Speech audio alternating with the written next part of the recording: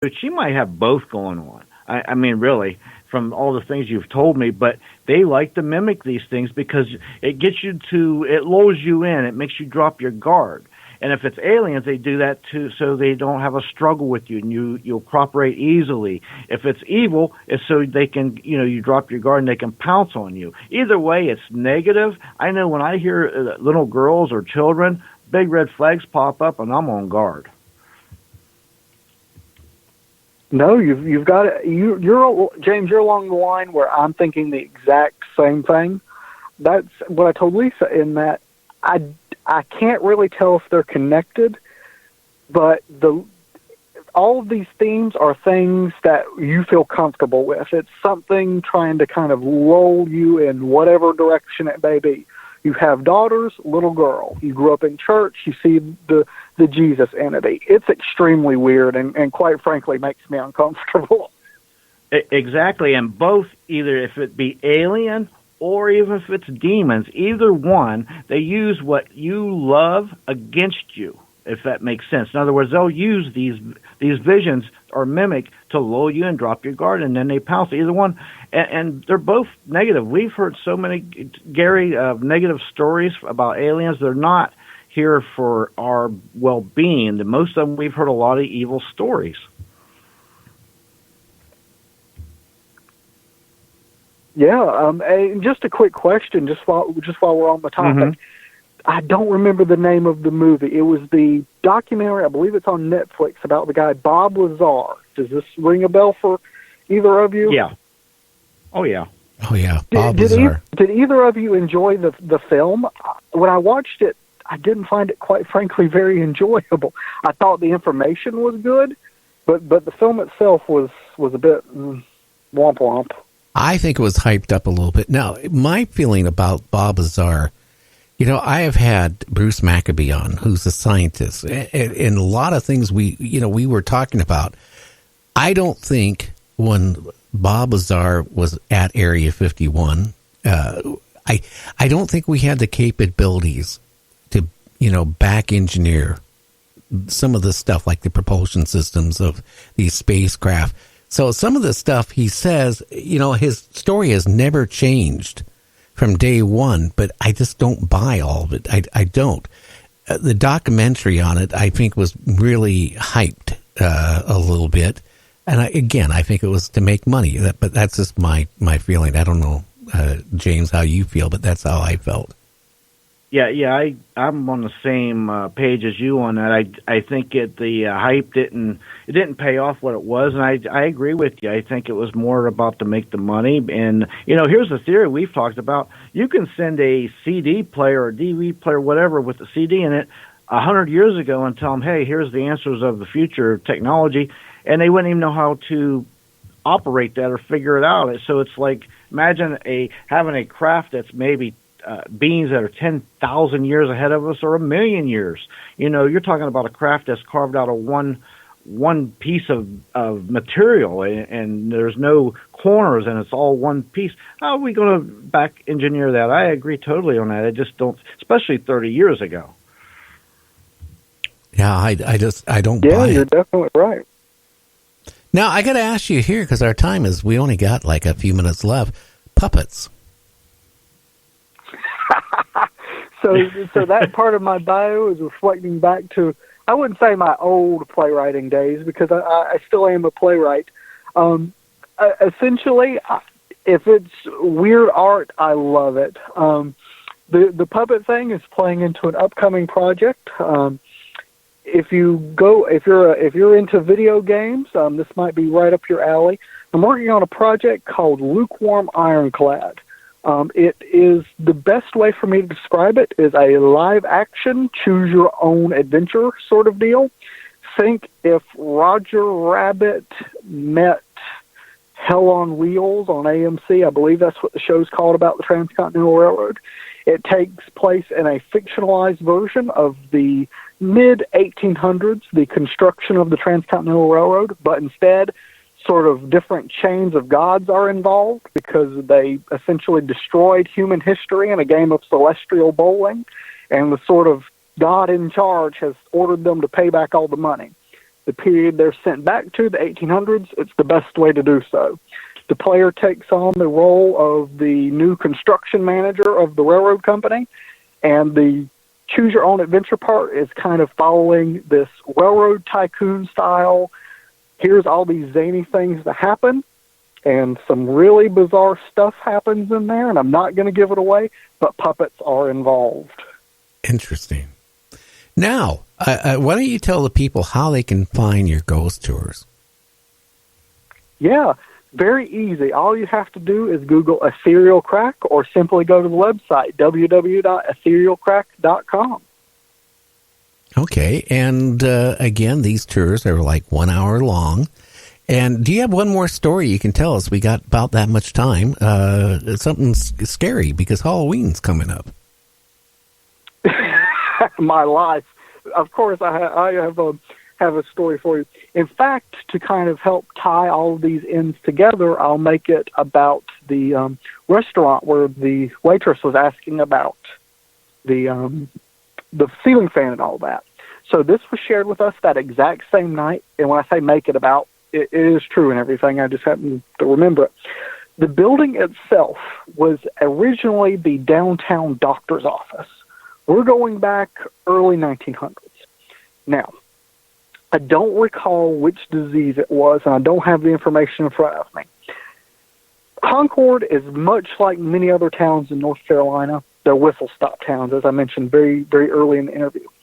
If you track the lines of disease in that time frame, it's basically following the railroad route. What's along the railroad route at this time? The cotton mills. And the cotton mills operated at varying levels of years. Some even closed. It was as late as the 80s. Anyway, I believe it was scarlet fever. Please don't quote me on that. I'm just going to use it for the sake of the story. Now, scarlet fever begins to sweep through. Word goes that bodies are piling up faster than the local morgue can take care of. So the doctor's office is volunteered to temporarily hold bodies as in they're in transition. One leaves the city morgue, one from the doctor's office. One leaves morgue, doctor's office. That kind of chain of events. Now, a little girl is in need of a life-saving operation. The waitress didn't give me which operation it was. I just know it's an operation. Girl needs an operation. She comes down with scarlet fever at the exact same time, so she's sort of double in trouble. She's taken to the doctor's office, and they perform the surgery. It works. However, she eventually does succumb over the course of the next couple of days to the scarlet fever. Again, not positive it was scarlet fever. I'm just using it for our sakes of telling the story. Now, the waiters and waitresses of the restaurant have often had odd things occur. They spot a little girl running around the restaurant. The televisions, oddly enough, are usually on sports or something. They'll randomly be changed to cartoons, which I find incredibly strange because a little girl from the early 1900s should not have that much of a concept of cartoons. I don't know the exact date on when those cartoon reels would have been readily available, but it seems to me she shouldn't have that familiarity with it. So cartoons will be turned on the TVs, plates and dishes will be moved around, silverware will be moved around, all that sort of thing. To make it weirder, on the second floor it was sort of renovated to turn it into like a pizza parlor sort of deal. Right after the renovation was started, the owner of the restaurant was locking up. As he's locking up, doing the cash register, bottles of wine from behind him are launched over his head, one after the other, like somebody was grabbing and throwing them. They bust on the wall and the floor. Well, he freaks. He decides to call in a medium. What the medium said, when they were doing the renovation, essentially, like we were talking about earlier, they did some work on brickwork or piping, something inside the building, and it untethered a spirit that was attached in the building. Unluckily for everyone, it was not a very nice spirit.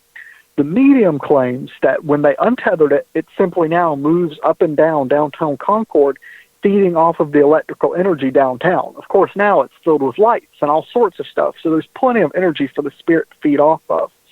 The little girl is still, according to the waitress as of a year ago, present in the restaurant. They sometimes spot her or the things she does. And the malevolent spirit that is now said to sort of meander downtown in its own will, nobody knows, but the medium claims that it's freely out there doing its thing. Interesting. Now, hey, Tim, again, mention the name of your tour company, and do you have a phone number you can give out to the listeners? Yeah, it is Ethereal Crack, and the phone number is directly to me. I handle all of our customers myself. It is 704-698-7286. And you want to give that number one more time? Sure, 704-698-7286. Well, Tim, I want to thank you for coming on Night Dreams Talk Radio After Dark. You had a lot to say, and you know what? You were a great guest. Oh, well, I sincerely thank you guys. Well, thanks, Tim. You have a great evening. Thank you. You too. Okay, you take care, my friend. Bye-bye. So, you know what? I got to ask you a question, James. If somebody goes into a house or buys a house that would say maybe a body's been planted in it, back 100 years ago or whatever. Maybe it's in Missouri where they are having the Civil War and there was casualties on the property. Who do you need to find, and how do you find the right person to get rid of what's going on? These are very good questions. If you can find a very good medium that doesn't charge, that they can pick up on these things, that's a good way. Another thing is check your history. Go to the library. Check the history of the land and your house. And a lot of times you can find a lot of answers yourself. And a lot of times it's just spirits that are attached to the house. They passed on. They just love their house. They don't want to leave. And you could live with them. Not all spirits are bad or evil. And again, if you can find a medium that can see and talk to these spirits, that would be one way to go. Without that, and do research, do your homework. That's what I do. I do a lot of research and stuff like that. And you can find a lot of answers in the history of places. If you find it, like for example, one time your property was on a cemetery, that would be a red flag. That's always turns out bad. Yeah. What scares me is when you see mediums on Facebook or other places charging, to do a reading, and some of them, they charge really outrageous. Like, if you want to pay $24 for a reading, that's better than like I see on TV, $1 a minute for a reading, and they're going to try to keep you on for like 10, 15, 20 minutes to give you a reading. But, it's scary. Somebody who's trying to help people, I don't think is going to charge. But then you go on there and you see these people charging $24, $50, $100 for a reading. I tell you what, save your money. Trust me. Yeah, that's what I stress there. Try to find somebody to do it for free, because they don't have nothing to gain. They're not trying to get nothing from you or anything, and they're usually pretty decent, honest people. They're not out to make a name or make money. They're legitimately trying to help you for just the pure purpose of helping you. That's all. Well, I when I was young, they still had back even then. It was Cleo. I did a couple readings, and you know what? It never came true. Nothing. Oh, they weren't anymore. I could just take a guy off the street and ask a couple questions and probably get more accurate, reading. Yeah, that name, I remember that. Oh my goodness. Yeah, this is that Cleo. I can't even do her accent. It was, $1 a minute back then, and it was like, wow, that was a lot of money back then too. We're talking like 40 years ago.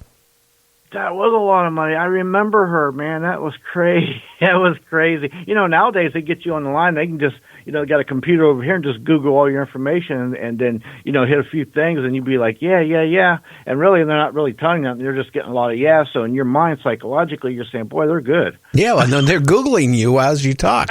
Well, hey, right. What's your name and what city are you in and all that stuff? And, it's okay. So you don't know what they're doing. They're typing away and, well, aren't you married to such and such, and don't you have 3 kids, and but watch out, okay?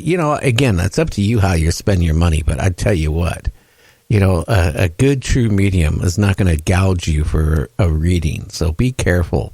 I mean, if you want a reading, call me up. I'll do it for 49 cents a minute. well, Just make sure you Gary's, make sure you give me your address, your city, and a phone number, so I can Google all the information first.